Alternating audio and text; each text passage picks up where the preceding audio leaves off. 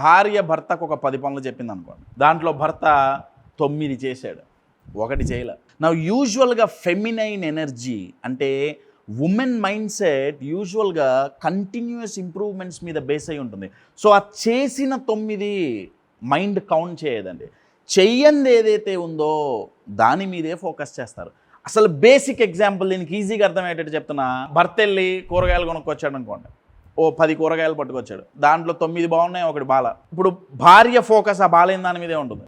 ఈ వంకాయలు పుచ్చు వంకాయలు తెచ్చారేంటండి, నా భర్త మైండ్లో ఏం నడుస్తుంది, అరే 9 బాగానే ఉన్నాయి, మిగతావన్నీ మంచిగా తెచ్చాగా, ఇది ఒక్కటే పట్టుకుంటుంది ఎందుకు ఎప్పుడు ఇది.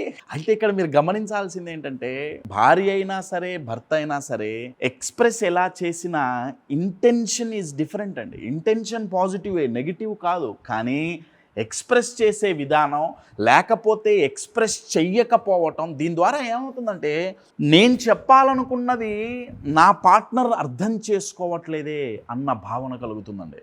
సో కమ్యూనికేషన్, నేను ఓన్లీ ఒక ఎగ్జాంపుల్ ఇచ్చానండి, దీంట్లో కొన్ని రకాలు ఉన్నాయి. ఎందుకు మ్యాస్క్యులైన్ ఎనర్జీ మెన్ డిఫరెంట్గా కమ్యూనికేట్ చేస్తారు, ఉమెన్ చాలా డిఫరెంట్గా కమ్యూనికేట్ చేస్తారు, అర్థం చేసుకునే విధానం కూడా men different, women different, express చేసే విధానం కూడా మెన్ డిఫరెంట్, ఉమెన్ డిఫరెంట్ అండి.